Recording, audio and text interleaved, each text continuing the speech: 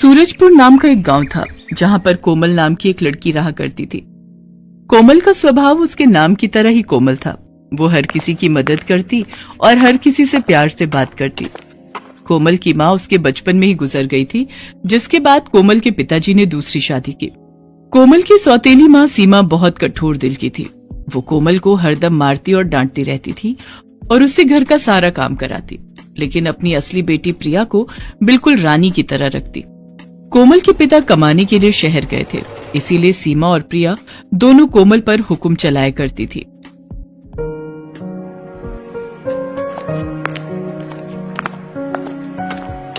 अरियो करम चली, तू यहाँ पढ़ रही है, वहाँ बर्तन क्या तेरी मरी हुई माँ आकर धोएगी? पर मम्मी, अभी तो मैं कपड़े धोकर आई हूँ, कल परीक्षा है मेरी, आज थोड़ा पढ़ लेने दीजिए।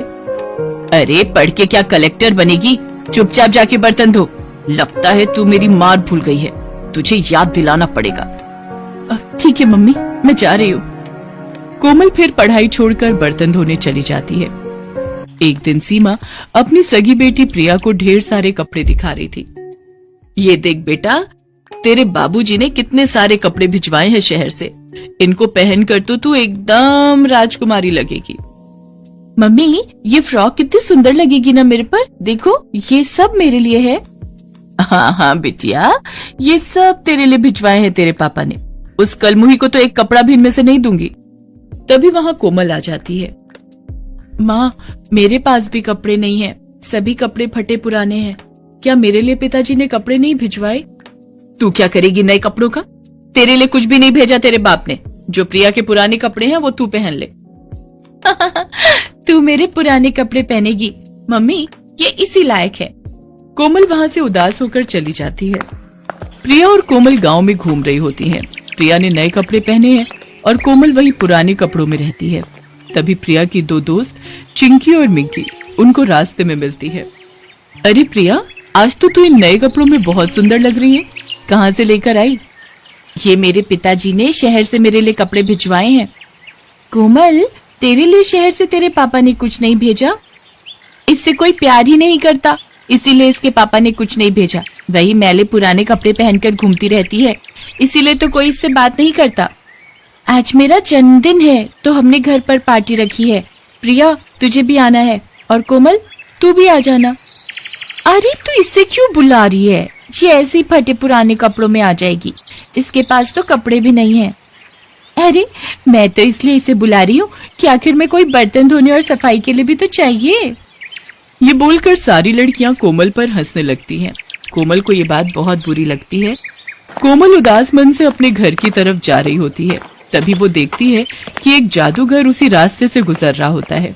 उस जादूगर के हाथ में एक पिंजरा था जिसमें सुंदर सी चिड़िया कैद होती है, और वो चिड़िया पिंजरे में बहुत उदास बैठी होती है। उस चिड़िया को देख कोमल को बहुत बुरा लगता है। अरे ये चिड़िया कितनी उदास लग रही है, जरूर इस जादूगर ने इसे कैद में रखा है, इसीलिए ये उदास है। मुझे इसकी मदद करनी चाहिए। फिर कोमल उस जादूगर के पीछे पीछे चलने लगती है ताकि जादूगर का एक बार भी पिंजरे से ध्यान हटे और वो उस चिड़िया को आजाद कर दे। तभी थोड़ी देर बाद चलते चलते जादूगर थक जाता है और वो पानी पीने के लिए एक जगह रुकता है। वो चिड़िया के पिंजरे को नीचे रखकर वहीं पास में लगे कल से पानी पीने लगता है। ये मौका देखकर कोमल फट से जाकर उस चिड़िया के पिंजरे को उठाकर वहां से भाग जाती है। जादूगर भी कोमल को पिंजरा लेकर भागते हुए देख लेता है और वो कोमल के पीछे पीछे भागने लगता है। अरे ओ लड़की, मेरा पिंजरा वापस दे, कहाँ भाग रही है? ओए ओए, रुक जा। पर कोमल उसकी एक नहीं सुनती और वहां से भाग निकलती है और एक सुरक्षित जगह पर पहुंच जाती है। जब वो देखती है कि अब जादूगर उसके पीछे नहीं है, तब वो पिंजरा खोल देती है और चिड़िया को आजाद कर देती है। चिड़िया पिंजरे से आजाद होने के बाद एक बहुत ही खूबसूरत परी में बदल जाती है। उस परी को देखकर कोमल डर जाती है। कोमल को डरा हुआ देख परी बोलती है, अरे बेटा डरो मत, मैं तुमको नुकसान नहीं पहुंचाऊंगी। तुम कौन हो? मैं एक परी हूँ।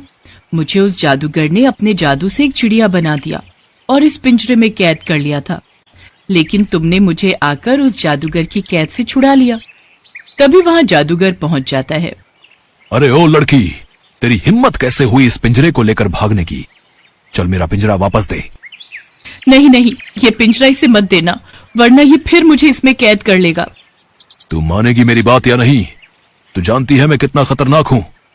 चुपचाप इस पिंजरे को मेरे हवाले कर दे, वरना तुझे अपने जादू से पत्थर का बना दूंगा। अरे जाओ, तुम खतरनाक कम, नौटंकी वाले ज्यादा लग रहे हो। नौटंकी? तू जानती नहीं है अभी मेरी शक्तियों को। मैं एक पल में पत्थर को पानी और पानी को पत्थर कर सकता हूँ। अच्छा, तो जरा ये सामने रखे हुए पत्थर को शीशा करके दिखाओ, तब मैं मानू तुमको। फिर जादूगर अपनी जादू की छड़ी घुमाता है और सामने रखे पत्थर को वो एक पल में शीशा बना देता है। देखा लड़की, और कोई सबूत चाहिए तुझे? चल अब फटाफट मेरा पिंजरा मुझे वापस कर। नहीं, अभी नहीं। ऐसा जादू तो हर छोटा मोटा जादूगर कर लेता है। मैं तो तुमको तभी मानूंगी जब तुम इस शीशे को तोता बना दो। अच्छा, तो ये ले। जादूगर अपने सामने रखे शीशे की तरफ छड़ी घुमाता है और उस शीशे पर जादूगर का ही चेहरा आ रहा था, और छड़ी घुमाते ही वो जादू उस शीशे से रिफ्लेक्ट होकर जादूगर पर पड़ जाता है, जिससे वो जादूगर खुद तोता बन जाता है। तभी कोमल भागते हुए जाती है और जादूगर को उसी के पिंजरे में पकड़कर बंद कर देती है और वो पिंजरा उस परी को सौंप देती है। अरे वाह, तुमने तो बहुत चतुराई और आसानी से इस जादूगर को हरा दिया। अब ये जादूगर किसी को भी परेशान नहीं करेगा। और तुमने जो आज मुझ पर इतना बड़ा उपकार किया है, मैं इसको कभी नहीं भूलूंगी। इसीलिए तुम मुझे अपनी कोई भी एक ख्वाहिश बताओ, मैं वो पूरी कर दूंगी। मेरे पास कोई अच्छे कपड़े नहीं है, इसीलिए मेरा कोई दोस्त भी नहीं है। आप मुझे क्या एक अच्छा कपड़ा दे दोगी? बस एक कपड़ा? अभी रुको। तभी वो परी एक चुटकी बजाती है और एक सुंदर सा गाउन सामने आ जाता है। वो गाउन इतना सुंदर होता है कि उसे देखने के बाद कोमल की आंखें उससे हट ही नहीं रही थी। ये लो, ये गाउन अब से तुम्हारा है। और ये कोई मामूली गाउन नहीं है, ये एक जादुई गाउन है। अगर तुम इसे पहनोगी तो सभी लोग तुम्हारी तरफ ही आकर्षित होंगे और सब तुमसे दोस्ती करना चाहेंगे। और ये गाउन हमेशा साफ ही रहेगा, ये कभी गंदा नहीं होगा। और तुम जो भी रंग मन में सोचोगी, ये गाउन उसी रंग का हो जाएगा। बस तुमको ये मंत्र बोलना पड़ेगा कि सुन गाउन, मैं चाहूं कि इस रंग का बन जा तू, और ये हमेशा तुम्हारी मदद भी करता रहेगा। तुम जो भी कहोगी, ये गाउन वो सारे काम चुटकियों में कर देगा। बस तुमको एक बात का ध्यान रखना है, ये गाउन सिर्फ तब तक ही साफ और जादुई रहेगा जब तक तुम्हारा मन साफ होगा। अगर तुम्हारे मन में छल कपट और लालच आ जाएगा, तब इसकी शक्तियां उसी दिन चली जाएंगी। ये लो, अब तुम इसे रख लो। चलो, अब मैं भी चलती हूँ। वो गाउन कोमल को देकर परी वहां से उड़कर चली जाती है। कोमल भी परी की बात मान लेती है और वो गाउन लेकर घर आ जाती है। कोमल वो गाउन को हाथ में लिए निहार रही होती है और मन में सोचती है, क्या जो वो परी बोल रही थी वो सच है? क्या ये सच में कोई जादुई गाउन है? एक बार इसे पहन कर देखती हूँ। फिर कोमल वो गाउन पहनने चली जाती है। फिर थोड़ी देर बाद वो गाउन पहनकर कमरे में आती है और शीशे के आगे खड़ी हो जाती है और वो अपने आप को शीशे में देखकर दंग रह जाती है। कोमल वो गाउन पहनने के बाद एक परी की तरह लग रही थी। ऐसा लग रहा था कि उससे ज्यादा सुंदर और कोई है ही नहीं इस दुनिया में। सच में उस गाउन में ऐसा जादू था जो एक आम लड़की को परी बना दे रहा था। अरे वाह, मैं कितनी अच्छी लग रही हूँ इस गाउन में। अच्छा, उस परी ने तो ये भी कहा था कि मैं जो भी बोलूंगी ये गाउन उसी रंग का हो जाएगा। एक बार ये भी करके देखती हूँ। सुन गाउन, मैं चाहूं कि नीले रंग का बन जा तू। कोमल आंखें बंद करके ये मंत्र बोलती है और जब वो आंखें खोलती है तो देखती है कि वो लाल रंग का गाउन नीले रंग में बदल चुका है। वो ये देखकर अचंभित हो जाती है। फिर वो खुशी के मारे झूमने लगती है। उसी दिन कोमल वो गाउन पहनकर मिकी के जन्मदिन में जाती है। कोमल में अब एक आत्मविश्वास आ गया था। उसे पता था कि आज वो उस गाउन में सबसे सुंदर लग रही थी। तभी वहां सारी लड़कियां कोमल को देखकर चौंक जाती हैं। उनकी नजरें कोमल से हटती ही नहीं है। प्रिया को छोड़ वो सारी लड़कियां कोमल के पास आ जाती हैं। अरे कोमल, आज तो तू बहुत सुंदर लग रही है। हाँ कोमल, आज तो तू इस गाउन में किसी परी से कम नहीं लग रही है। तू आज हमारे साथ आकर बैठ जा।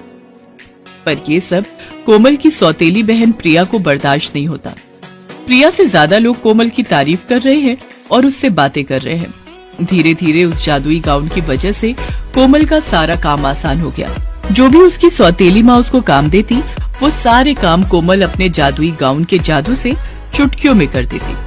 अब कोमल हर रोज गाउन पहनकर अपनी सहेलियों से मिला करती थी। हर रोज वो गाउन का रंग बदलती और पहनती।